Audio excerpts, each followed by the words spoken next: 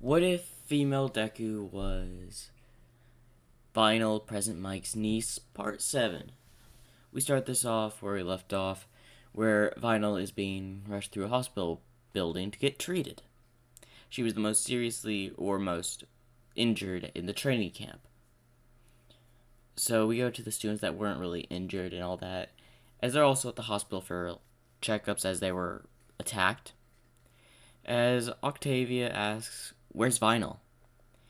As Aizawa comes over. Mr. Aizawa, where's Vinyl? Vinyl is currently one of the people that got injured. Is she alright? I believe she will be, although she's currently getting treated right now. She came across a battle with a very powerful opponent, known as Muscular, who's been apprehended. Oh, I see. Will she be fine? She should be fine after a bit of rest. And this is where we go to, well, a meeting between the Hero Safety Committee and Vinyl's father, Victor. As you can see, this equipment can range our communication not to just everywhere, but to certain buildings, and it's pretty much unhackable. So you can have full confidence that this little project will succeed. As he gets a phone call, as he quickly looks at it and sees it's a hospital. If you'll give me one moment, something came up. As the Hero Safety Committee president says, "Alright," as she goes out there and opens her phone, or opens his phone, as President Mike's voice comes over. Yeah, so don't kill me, but your daughter is kind of in a hospital right now. She's what? As, well, President Mike starts, "Yeah, apparently the training camp got attacked. Where's this hospital? The location? Tell me now, or else I'm coming to you, and you're not gonna like me coming to you." "Yeah, you're gonna kick my butt if you come to me, so I'm telling you the exact location of that hospital." So, he tells him the location of the hospital. "Alright, I'll be there in 5. He closes the phone, walks back in. "I'm sorry, but something important has come up." As he walks out, "President Mike, you're dead." As he starts to walk down the hall towards his vehicle. As we go to Vinyl, who is stabilized. As she is still, in pain from her attacks, as she had to use a lot of energy to make the cannon and several other attacks like she did on Muscular.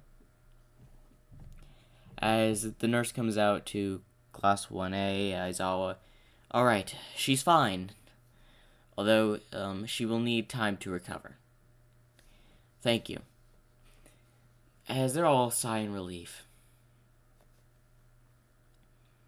As we go to Vinyl, who's sitting up in her, hospital room. You hear stuff. As she hears the sounds of something. Something as in asking to, stop. As she's hearing a very interesting sound, as she gets up out of her hospital bed. And, simply leaves the hospital room. As she simply walks out of the hospital. As, a few of her classmates come to see her, as she's just gone out of her hospital room.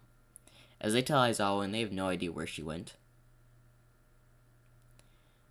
A few moments later, when her father gets there, he gets out of the car. "Okay, where's my daughter?" As Aizawa says, "Who are you?" "I am the father of Vinyl, so you tell me where my daughter is right now." She kind of just went missing 3, 4, 5 minutes ago.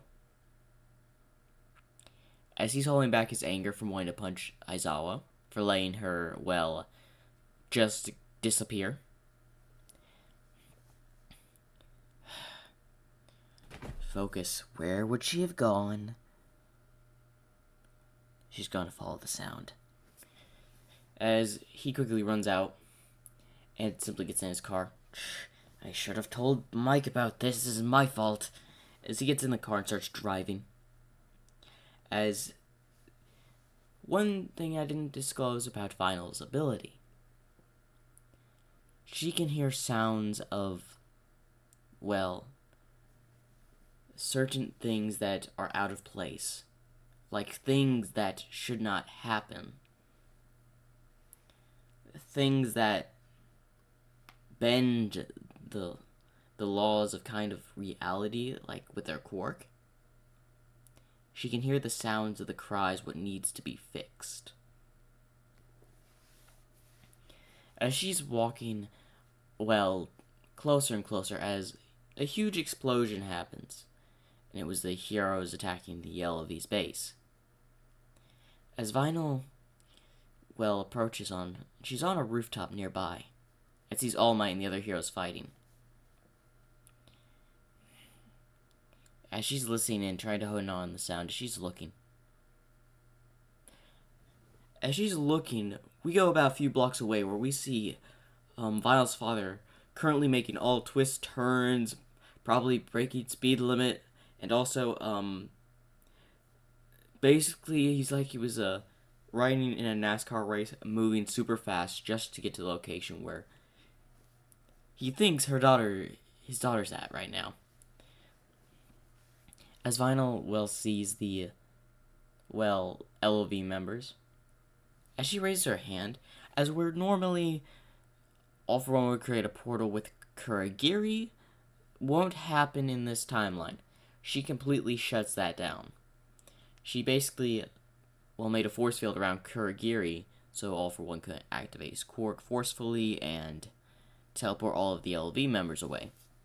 Of course, he's going to try to do this again, and this is where he gets hit with a huge sound attack, which does basically nothing to All for One but a little bit of damage. As the LOV has been cut off from their escape, All for One is currently in the Battle of All Might. The heroes are now fighting the Nomus and fighting the LOV. As Vinyl just focuses on the sound. Where's the sound coming from? She thinks. As she's trying to hone us into where the sound could be. As she keeps on walking towards that Nomu factory that was destroyed. As she goes, she moves the rubble with the sound and goes down what seems to be a flight of stairs that goes underground. As she goes under it and opens it and sees there are still a lot of Nomus here. As she realized that she didn't realize this before, the sound she was hearing were the cries of the Nomus.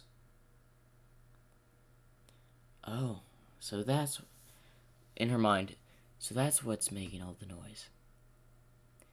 As she simply goes to, the computer, and connects, the speaker to every other VA system around. As she sends out a sound wave, which when all the Nomus hear this, start to, simply fall over. As basically she had replicated the command of, the doctor of controlling the Nomu through a sound wave. And basically, it would shut their brains off and ended immediately killing all the Nomus. As the Nomus hear this, as they start dropping one by one. Of course, All for One is confused about this. As he thinks someone's in the lab at that Nomu base. As he immediately wants to, charge a cannon up and to destroy it to where to stop the sound, which causing all the Nomus to fail. And this is where a car comes flying out of nowhere and hits All for One in the back. As it just keeps on trucking forward, as it was Vinyl's father who was taking the most shortcut from the fighting and all that, by going completely off-road and hitting All for One in the back. Normally, All for One would have expected this, but he was focusing on something else, so I'm gonna say a lucky shot. As he quickly goes, keep on driving towards where he thinks his daughter is. As she comes out and notices the fight with the heroes have all stopped. As her father's car, just stops in front of her as he gets out and goes over to her. As then she immediately collapses once again. As her father catches her. Got here on time. President Mike is so dead for this. As he simply picks up her daughter, put him in the back seat, and drives to the hospital. Now, this is how it's going to go for the rest of the LOV. All for One's going to be defeated like in canon. Rest of the LOV members get captured because they have no means of escape. And the Nomus have been dealt with. So, the LOV is completely, finished. Now, Vinyl is taken back to the hospital, to where the rest of the class is worried about her and all that. As she does answer some questions, as we go to when Octavia, her father, and President Mike are in one room with Vinyl. I knew I should have told President Mike about that little thing that I told you. What thing? I'm not gonna blame you for the time she left the hospital, but the training camp... Yeah. Okay, can you explain about the hospital thing? She has a ability connected to her sound quirk, where she can hear basically non-existent voices, in my perspective of things. And she is drawn to the location where she hears it. Now, usually this doesn't happen, but for some reason it did. Like, the only places I could think of that would draw her near were... I really don't know. I'd never really discovered any. I always stopped before she got there. Oh, good to know. So, I'm not going to get my butt kicked by you? Oh, no, you're still getting your butt kicked by me. 100%. As he tries to walk away, as Vinyl's father just grabs his hair and just drags him out of the room. As Octavia is sitting in the chair and doesn't know what to say about that. Well, I'm glad you're okay, Vinyl. As she just gives a thumbs up towards Octavia. But why did you have to follow that? As she just writes something down. It was like something was calling me. But if you knew it was dangerous, why did you still go? It needed to get solved. I know, Vinyl. It probably needed to get solved, but there are better ways to do that. You could have informed us. We could have come along and helped you. If I had, the voices would have ended, and the problem would never have been fixed. Realize, Vinyl, you have people that care about you. As Octavia puts her hand on her shoulder. So please don't do that again. As she writes, I'll try. Good. And now I know that little, festival is in a few months? As she nods. We still have, a internship and a license thing to take? So, hopefully you can be ready for us to go do that. She just writes down the license thing for us to get our license? Yes, that. I should be prepared to go do that. As she smiles, as Octavia smiles. Well, anyway, why don't you get some rest? As she gets up and walks out. As Vinyl just simply closes her eyes and sleeps.